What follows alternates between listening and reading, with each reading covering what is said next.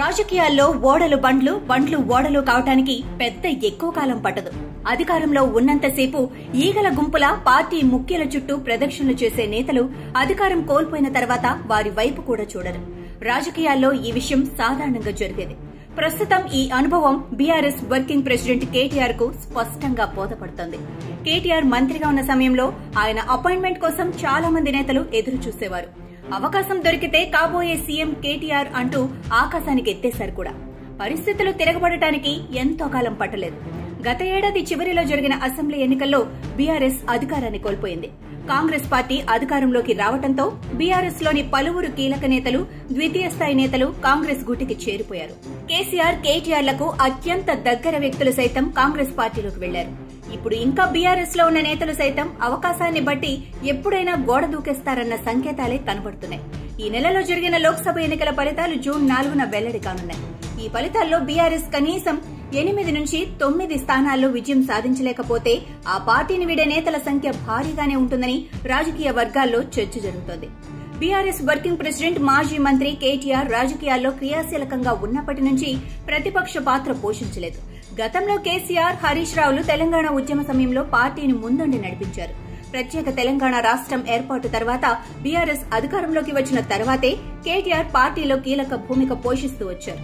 మంత్రిగా ప్రభుత్వ పాలనలో వర్కింగ్ ప్రెసిడెంట్ హోదాలో పార్టీ నెంబర్ 2గా కేటీఆర్ కొనసాగారు. దీంతో బీఆర్ఎస్ నేతలు, కార్యకర్తలు కేటీఆర్ ను సీఎం స్థాయిలో చూస్తూ వచ్చారు. పార్టీలోని ముఖ్య నేతలు సైతం పదవుల కోసం కేటీఆర్ చుట్టూ ప్రదక్షిణలు చేశారు. కేటీఆర్ ఏం చెబితే అది పార్టీ నేతలు శాసనంగా భావిస్తూ వచ్చారు. కానీ ప్రస్తుత పరిస్థితి మారిపోయింది. అధికారం కోల్పోవడంతో కేటీఆర్ హవా కూడా పార్టీ నేతల్లో క్రమంగా తగ్గుతూ వచ్చింది. కాంగ్రెస్ అధికారంలోకి వచ్చిన తర్వాత నిర్వహించిన అసెంబ్లీ సమావేశాల్లో పార్టీ శ్రేణులు ఆశించిన స్థాయిలో కేటీఆర్ రాణించలేకపోయారు. కాంగ్రెస్ ప్రభుత్వాన్ని ఇరుకున పెట్టేందుకు కేటీఆర్ చేసిన ప్రయత్నాలు విఫలమయ్యాయి.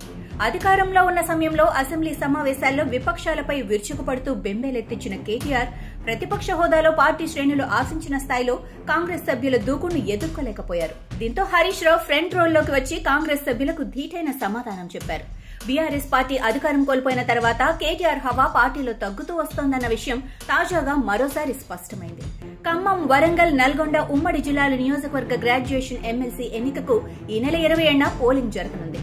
జూన్ 5న ఫలితాలు వెల్లడి కానున్నాయి. ఈ ఎన్నికల్లో అధికార కాంగ్రెస్ పార్టీ, బీజేపీ, బీఆర్ఎస్ పార్టీల అభ్యర్థులు పోటీ పడుతున్నారు.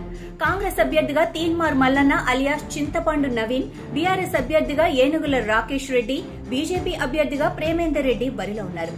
బీఆర్ఎస్ అభ్యర్థిగా రాకేష్ రెడ్డి ఎంపికపై 3 ఉమ్మడి జిల్లాల్లోని బీఆర్ఎస్ కీలక నేతలు అసంతృప్తిగా ఉన్నట్లు వార్తలొచ్చాయి. తమను సంప్రదించకుండానే పల్లా రాజేశ్వరరెడ్డి మనిషి అయిన రాకేష్ రెడ్డికి ఏకపక్ష నిర్ణయంతో కేటీఆర్ టికెట్ ఇచ్చారని సదరు నేతలు ఆగ్రహంతో ఉన్నారని ప్రచారం జరిగింది. ఆ ప్రచారం నిజమేనని 2 రోజుల క్రితం స్పష్టమైంది. ఎమ్మెల్సీ ఎన్నికల్లో రాకేష్ రెడ్డి విజయానికి అనుసరించాల్సిన వ్యూహాలపై సమీక్ష నిర్వహించేందుకు రావాలని 3 ఉమ్మడి జిల్లాల పార్టీ ముఖ్య నేతలకు కేటీఆర్ ఆదేశాలు జారీ చేశారు. కానీ ఆ సమావేశానికి పలువురు నేతలు గైర్హాజరయ్యారు. కేవలం కొద్ది మంది మాత్రమే హాజరయ్యారు. దీంతో పార్టీలో ఈ విషయం పెద్ద చర్చనీయాంశంగా మారింది.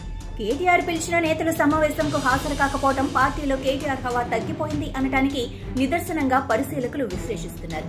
ఇప్పటికే రాష్ట్రంలో బలపడేందుకు బీజేపీ ప్రయత్నాలు చేస్తోంది.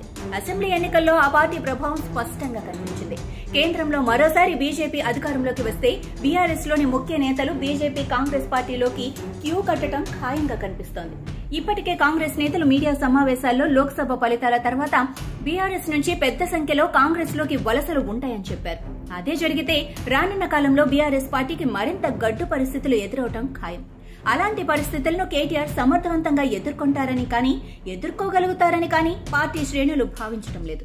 కేసీఆర్, హరీష్ రావులు యాక్టివ్ పాత్ర పోషిస్తేనే పార్టీ మనుగడ సాధ్యమవుతుందని, కేటీఆర్ చేతిలోకి పార్టీ పగ్గాలు పెడితేనే పార్టీ మనుగడ ప్రశ్నార్థకమవుతుందని బీఆర్ఎస్ శ్రేణులే అంటున్నాయి.